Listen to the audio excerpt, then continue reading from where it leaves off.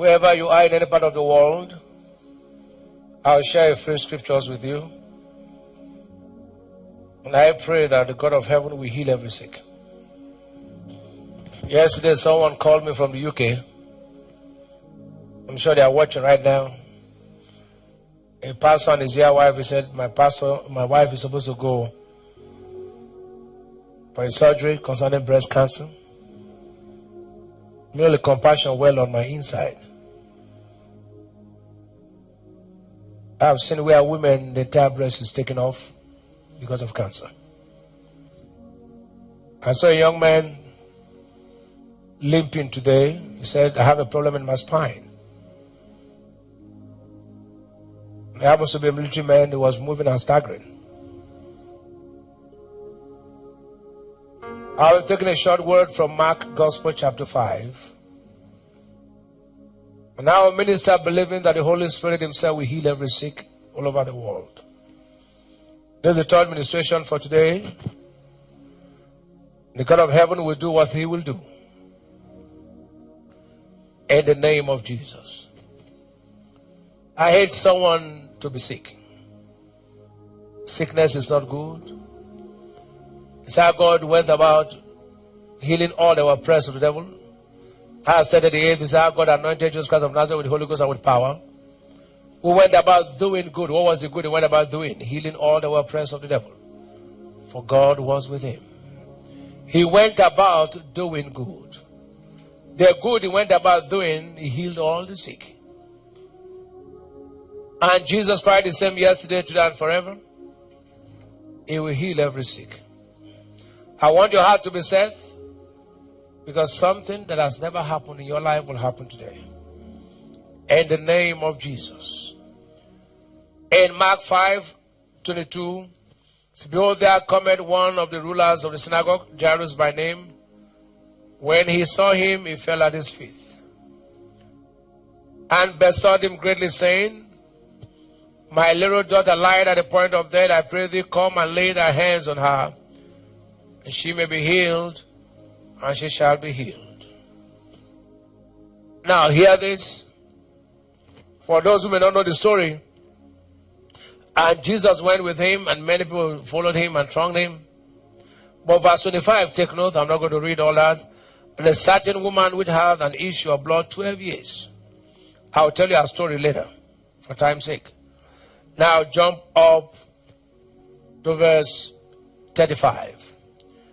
And so while he yet spake concerning the men, there came from the ruler of the synagogues, how certainly said, thy daughter is dead. Why troublest thou the master any further? But everyone look at verse 36 carefully. As soon as Jesus heard the word that was spoken, he saith unto the ruler of the synagogue, be not afraid, only believe. Jesus is saying same to you. Be not afraid. You are afraid that that sickness will kill you. You are afraid that that disease will not go. He's saying, be not afraid, only believe.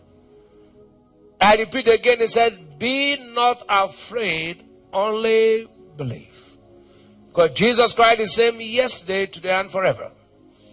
If he said to the man, be not afraid, he's saying to you and I, be not afraid.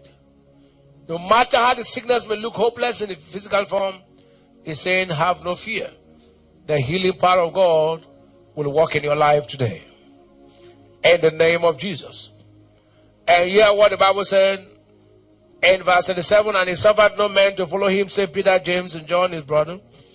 And he came into the house of the ruler of the synagogue, and seeth the turmoil, and them that wept and wailed greatly. And when he was come, they said unto him, why make you this ado? And he said unto them, why make you this ado? The damsel is not dead, but sleepeth. Bible said, and they laughed him to scorn. Why? They must have said, this man must be a joker. This girl is already dead, and he's saying she is sleeping. You have told them God will heal you, and they say you must be off your senses. I mean, you have deadly disease, you're saying God will heal you. I've seen enough healings to doubt God. I've seen medically hopeless cases, and God has stopped them. in the same yesterday, today, and forever. He's saying to you, only believe. Only believe. The doctors have given up on you, only believe. Everybody has told you there's no way to be healed, only believe. They've said to you this sickness is incurable, only believe. They've said to you there's no ways, no thing can make you get healed, only believe. Have faith in God's word that today God will heal you. In the name of Jesus. The Bible said in verse 41, for time's sake, he said, and he took the damsel by the hand and said unto her, Talitha cumi, which is being interpreted, damsel, I say unto thee, arise. Straightway the damsel arose and walked, for she was of the age of 12 years, and they were astonished with a great astonishment. And then he charged them straightly that no man should know it, and commanded that something should be given her to eat. Shout hallelujah. This young lady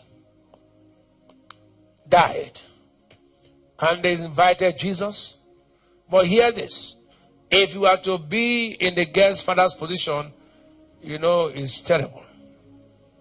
It's easier to read and just analyze that you were in his shoes. And you are waiting for the master to come and heal your daughter, and he delayed. That woman with the issue of blood came, delayed him. The crowd came, delayed him. And when he got there, they said, she's dead.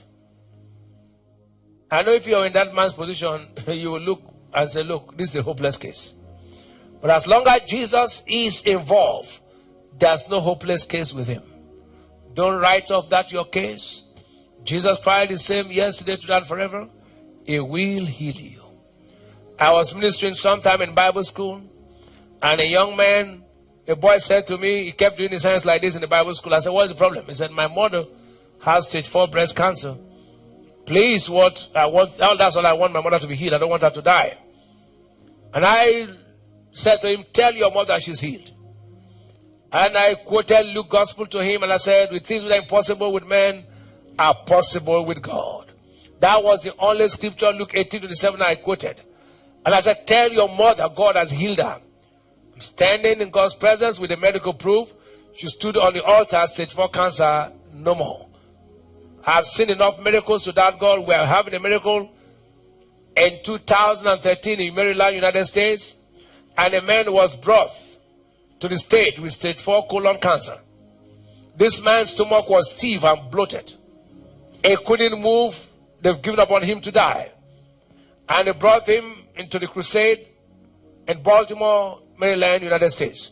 While I was ministering, to move was a problem. It was like in the next 3-4 hours he would be dead. We prayed for him. As I'm talking to you, he's alive till today.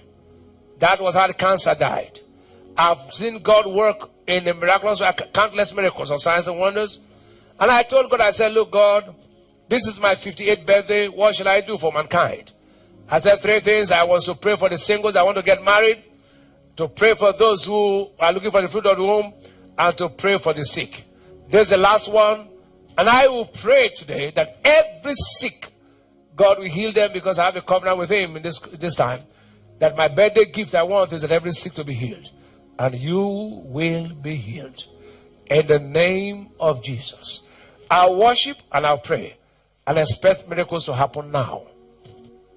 In Jesus' mighty name.